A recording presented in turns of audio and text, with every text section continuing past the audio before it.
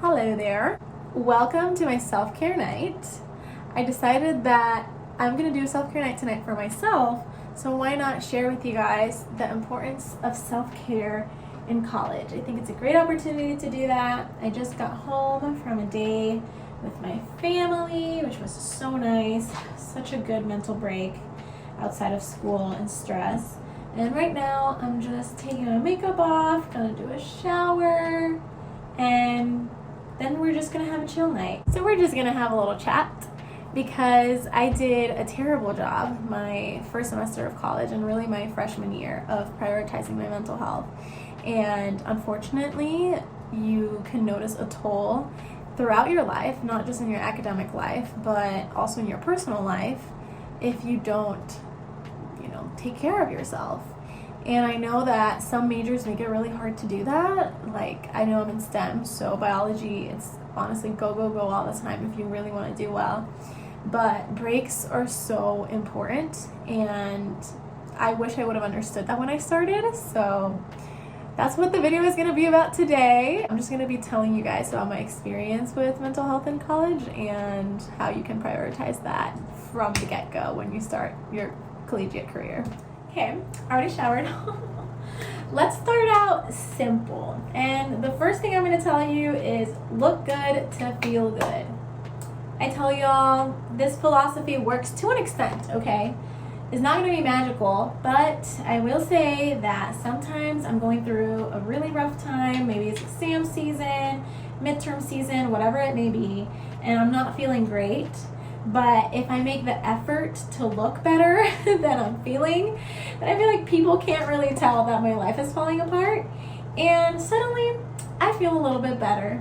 So I think that sometimes it is worth to get that cute outfit out, get up a little bit early, put your makeup on, do something for yourself that makes you look like your life is a little bit put together. I just realized that I put moisturizer on and I was supposed to do a face mask. Like, that was the whole point of this. I have these new really cute face masks and I forgot. So we're just gonna, not do that tonight. But next thing that we want to talk about is rest. And we're going to talk about rest while I make this delicious corn salsa that I've been craving for the longest time. I was going to try to do some cooking shots, but I've discovered that I am not a cooking influencer, so we're just going to keep chatting over here.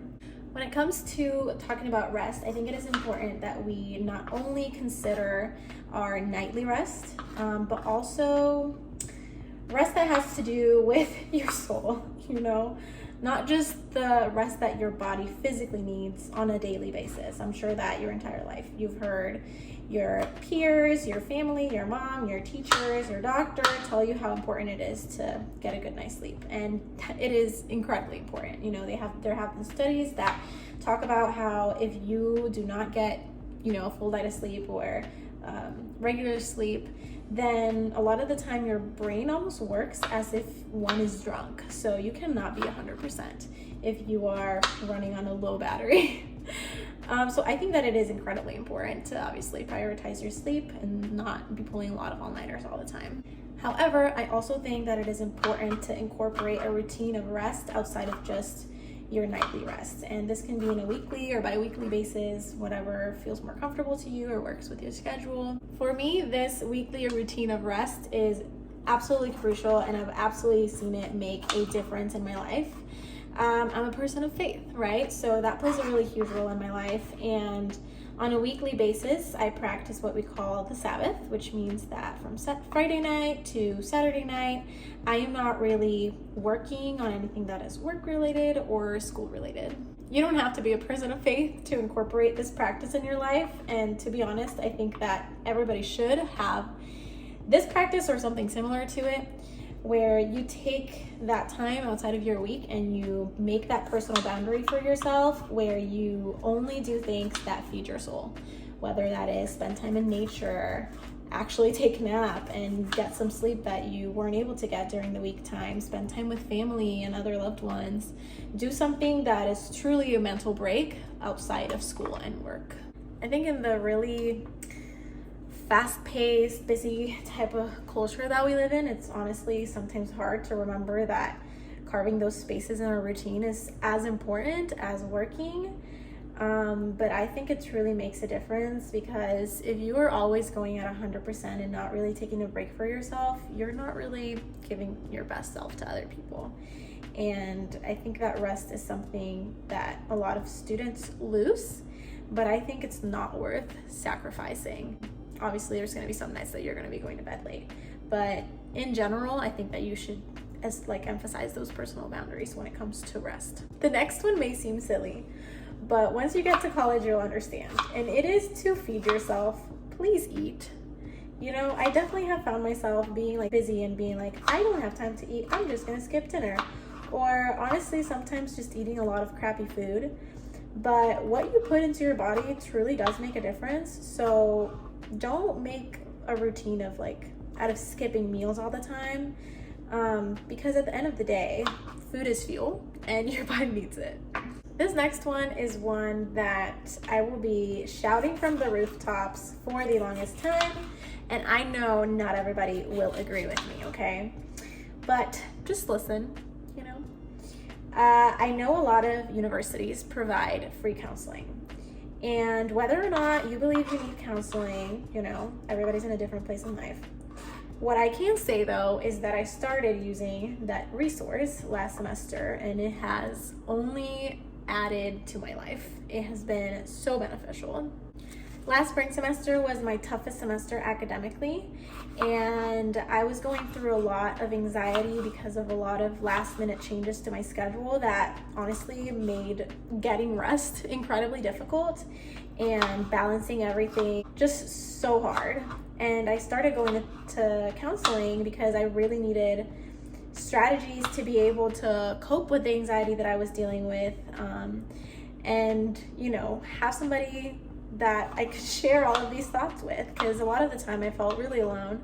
I haven't really made very close friendships with anybody within my degree program, so I felt like a lot of people really wouldn't understand where I'm coming from when I'm saying how hard these classes really are.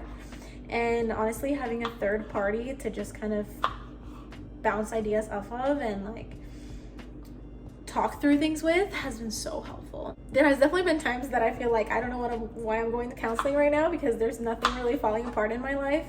But to be honest, I feel like with a counselor, the whole purpose of it is to have a third party that gets to know you.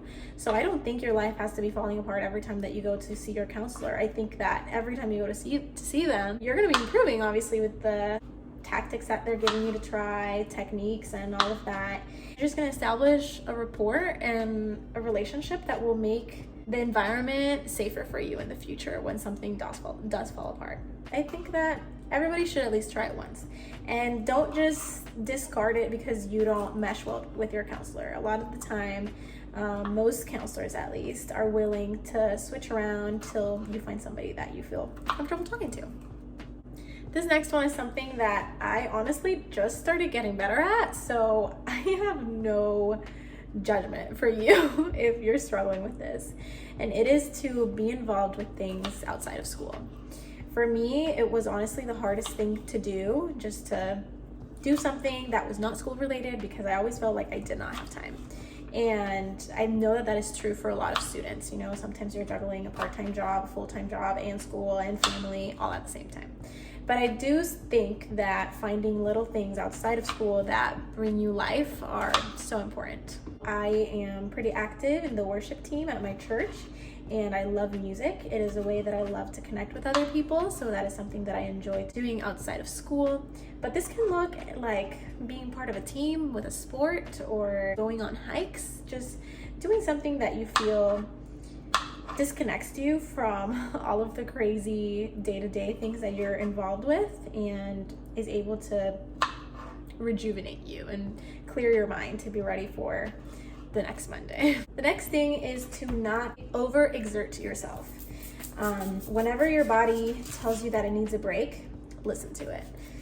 It is very common that during finals week, midterm season, everybody's getting sick. Everybody's really tired, and you're just pushing yourself. And even though that's good, listen to your body when it needs a break, because sometimes studying for hours and hours is not going to be as valuable as stopping, taking 30 minutes taking a break, getting a snack, whatever you need to do to get your brain to start working again. Because sometimes if you go studying for a very long time and not take any breaks, then your brain just stops absorbing information. So listen to your body. If it needs rest, if it needs a break, do that. Guess what was in that recipe? I know it looks beautiful, but I hate chopping onions so much. Last but certainly not least, it is okay to sometimes do nothing. It is okay to sometimes feel a little unproductive, because a lot of the time that is the time that your brain is resting. It is the time that you're having to reset. So it's okay. I used to always be like, I have to be doing something, I have to do an assignment and la la la. You don't. That can wait. If you just feel overwhelmed, it's okay to do nothing and be unproductive for a little bit. Well, that is all that I have for you guys today. Hopefully you enjoyed just listening, and I hope that you have a wonderful rest of your day.